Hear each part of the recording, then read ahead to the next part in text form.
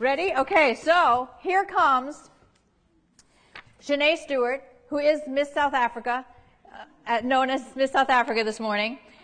An author, a speaker, a teacher, and a consultant of narrative practices and ideas at Transformations. That's a consulting company that provides services to businesses, communities, and educational institutions across the world. And she co-creates learning contexts and journeys where stories can be rewritten via the individual, the community, or at the organizational level. So please, again, from South Africa, please welcome Chene Swart.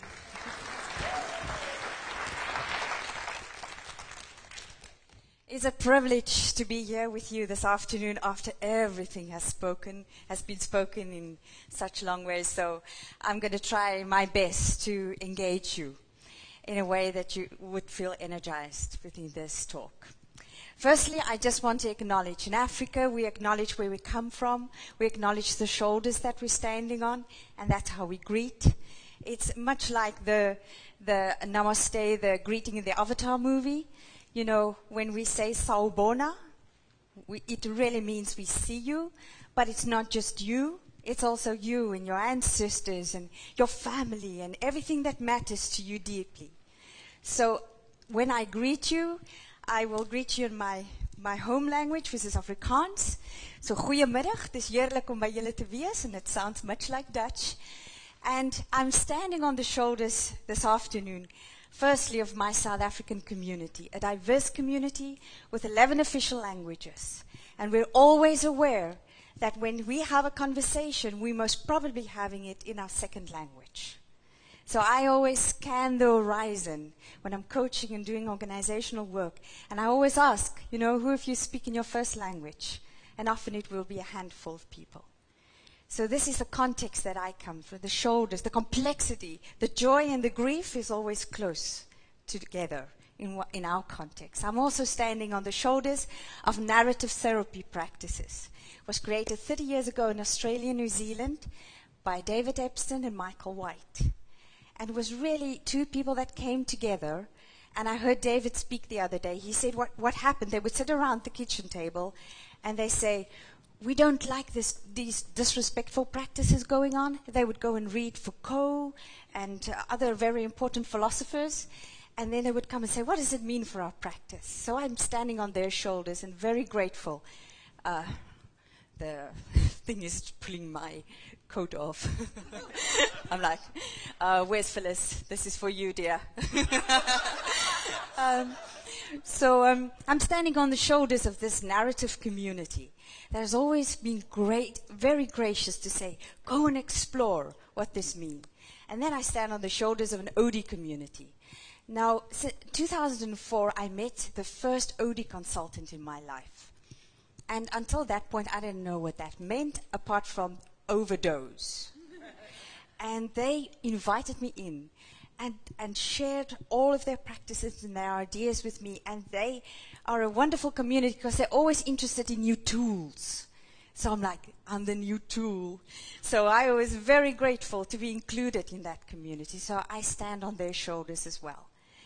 And I want to acknowledge Peter Block is one of those shoulders because he wanted to learn about narrative practices and really taught me how to speak about it simply. And that's what I want to share with you. The other day, somebody phoned me in a call and they said, you must come and work with our leaders and our supervisors and managers.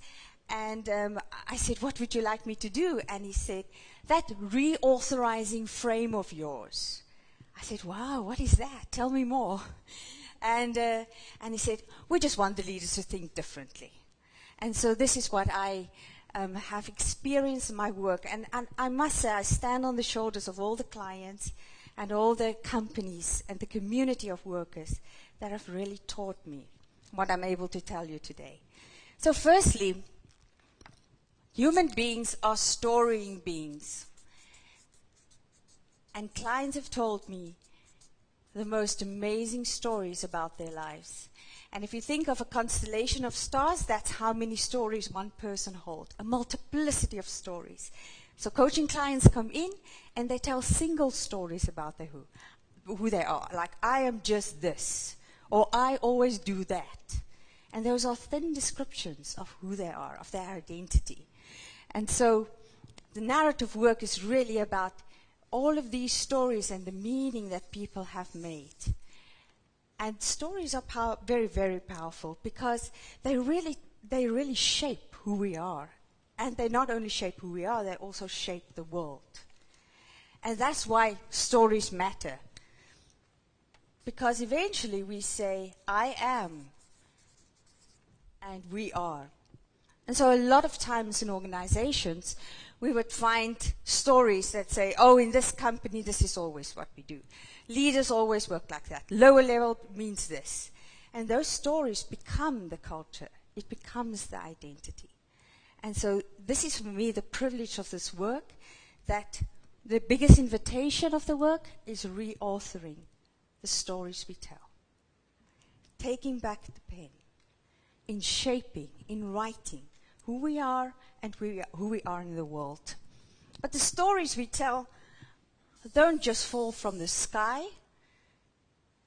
They are crafted in a context with beliefs and ideas. And I always use the example of anorexia. Do you know about anorexia around here? Okay. So what does anorexia need to stay alive and well in a context? What are the ideas and beliefs that a certain society need to have for anorexia to live? Thin is the best. What kind of thin? Skinny, skinny. What else? Fat is ugly. Fat is ugly. And we actually know what fat is, you know. That kind of assumption as well. Yes. Food is bad. Yeah. I need to be in control. And something about beauty. Don't you think?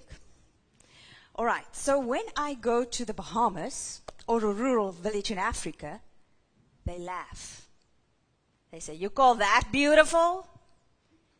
Because we live in this ocean with particular beliefs and ideas that govern our world, that create what is possible in a certain world. And that is, for me, the most powerful thing in this reauthorizing frame that I'm busy with. Because it's like one fish saying to the other fish, you know, how's the water today? And the other fish says, what is water? And for me, reauthoring coaching is really stepping into the water and knowing when we listen, when we ask questions, we are participating in co-creating that ocean. So when we ask questions around success or competence or leadership, all of those things are language of the ocean of the company, the bottom line, the ROI. I think I can't keep up with all the acronyms. They create a whole world. And for me, reauthoring coaching means that we need to step alongside clients to ask questions about these beliefs and ideas. Where do they come from? You know, who says them? How do they influence our lives? So that we don't perpetuate the beliefs and ideas that are not useful to clients anyway. So I'll give an example. There was this one client that spoke about the divorce he had. And he was very, very, and now I can just think of the Afrikaans word, hartseer, sad. And he said, if only I didn't open the laptop on weekends, if only I didn't open the laptop at night, you know, if only I didn't believe that the next promotion would be just around the corner. And I said to him, what are the ideas and beliefs in society that would value and that would interpret this as commitment, you know, on the way to success? Those are all practices that didn't fall from the sky, but what we now do is we blame that individual and say, you're the bad one, you failed at this. And I said, on behalf of society and the world we are co-creating, I am saying sorry that we have created a world that would make that okay. And for me, this is giving the pen back to people, standing alongside people as we give the pen back to them. And then the other thing that's important for me is community. In the Western world, in companies, isolation is huge. So for me, being a coach in reauthoring coaching is really standing alongside the coach, the coachee, the client as the first point of community. And bringing back that person's community to them. And for me, community is not only people. They can be people, dead or alive, animals, things, natures, places. It's really reconnecting a client to a whole world that they are connected to. I'll give you an example. I was working with an entrepreneur, and I said, who would not be surprised that you are telling me this story today? And he said, my Jeep won't be surprised. See, you're laughing. So, why not? He said, when I was small, I had an uncle that really believed in me. And this uncle gave me a toy Jeep. And today, this toy Jeep is in my real Jeep as a reminder of the connection with my uncle and the story that have unfolded in my life. He's now bringing international speakers to South Africa.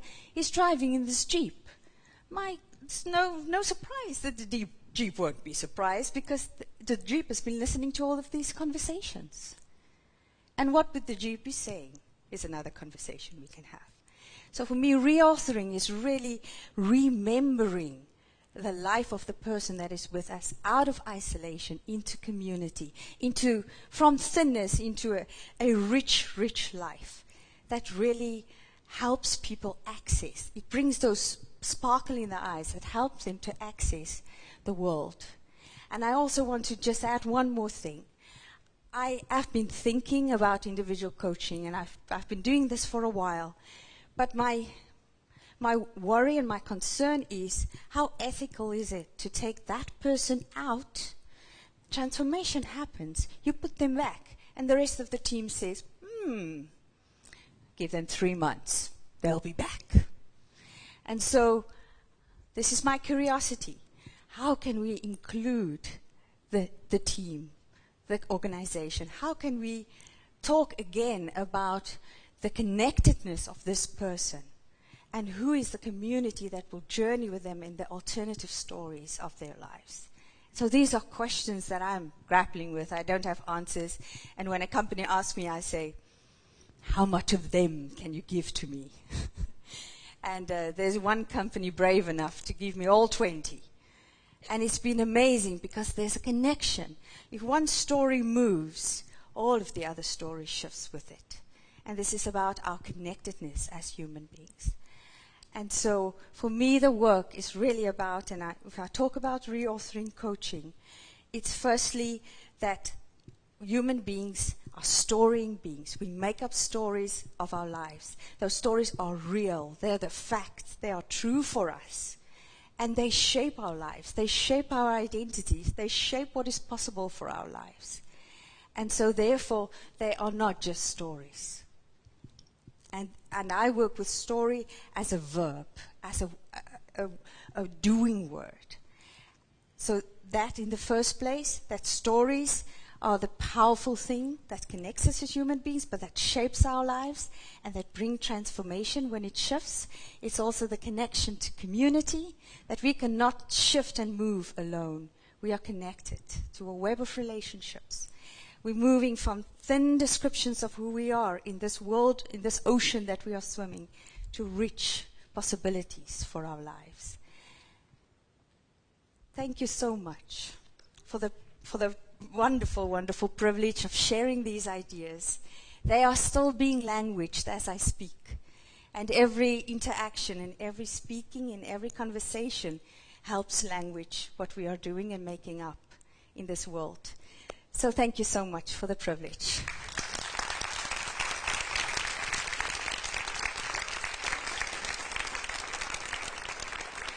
We can take a couple of questions if anyone has anything that they want to ask. Yes. We got Don. I'm really interested in your discussion about stories and people's stories and them giving you stories and you giving their stories back to them, if you will, and that sort of thing. And I'm wondering what your experience has been in either having your clients write down their stories or you in writing them down in some manner. I've been experimenting with that, and I've been finding that clients are kind of awestruck by, if I send them the story back that I heard them give, because it sort of makes it more real to them than it even was when they said it. And I think we've worked in a very verbal culture in coaching and often lost what are the other modalities of how we can connect. But I wanted to learn from your experience with that. So in narrative practices, we write therapeutic letters, but that will be in coaching. It will mean that we will write not only the story back with exact language, and that's very important, because if we're really honest and earnest about reauthoring it, giving back the pen, we need to honor the language and the exact words that people are. Oftentimes in reflections of facilitators, we would say, oh, what you really mean is this. And then it's no longer their words. It's not, they're like nodding because you've got the power, you know. Okay, you're sure you know what you're talking about. So for me, is in that writing of the story, using their exact language, and I would then ask questions about the alternatives, the exceptions. So that it would be a letter written about, firstly, the story. I would ask some questions around my curiosity of that story that focuses on possibilities and exceptions to dominant stories. And I would also say how this has touched my life. Because I am not neutral. I am touched and moved by every person that I am privileged to journey with. And I'm learning all the time. They are my teachers too. So that would be the document that I would give. Does that answer your question? So you actually physically or electronically send that? Yeah. Yes. And again, that becomes a document to have a conversation around. So where did this question take you? What struck you when you read it again? Because it's really a telling of the story, but then a retelling. And a retelling, and every retelling thickens what is possible and brings up other alternatives that person didn't even think of. Thank you. Thank you for the question. I'm wondering how you deal with the two phases of, one, honoring and hearing their story, but also releasing them from having to live that story again. Let them see it as an optional aspect of who they are. How do you do that? So this is how I do it, the reauthorizing frame. So I would explain to people the frame of that we are storying beings, that we make meaning. 4 children would grow up in the same house, and they would fight for years about what really happened. But they're really fighting about the meaning that they have made. And this is the part that we can shift, is when we realize that we are storying and that we are making meaning. All the explanation of the frame is useful to people in understanding that they do have a choice. So, I mean, I just did one storyline, but there are lots and lots of stories that bring out identity conclusions. So what strikes you as you speak, and there's a lot of questions in helping people, is really the invitation of reauthoring, of taking back the pen. I think that's the biggest invitation in the shift of, you know, the stuckness in stories. Are you saying pain or pen? Pen. Sorry, this is my South African English. It could be both. Just take back the pain. I'll have to think about that one. Last question from Linda. Thank you. I'm interested in if you've written a book or you are writing a book, because I would love to read it if you are. I have written a book, and it just came out last year. It was published in South Africa. It cost a fortune to get here. But it's available on Amazon on the ebook for $9.99. Okay. Special. Hey, can you write the name? Sure.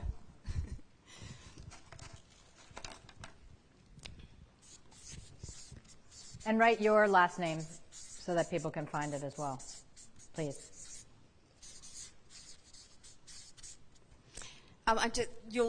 That'll be fine, but there's like a subtitle, Narrative Practices for Organizations, Community, and Individuals. And this is me.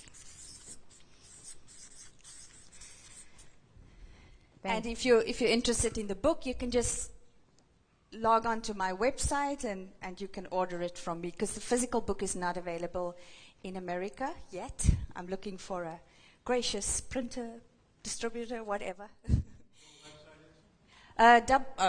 Thank you. It's the www.transformations, and this is the trick.co.za for South Africa. Not a com or a org. It's transformations.co.za. We say Z in South Africa. And Chene, you might want to talk to Style Matters, who publishes books in the U.S. That'll be So a big round of applause. Thank you. Thank you so much.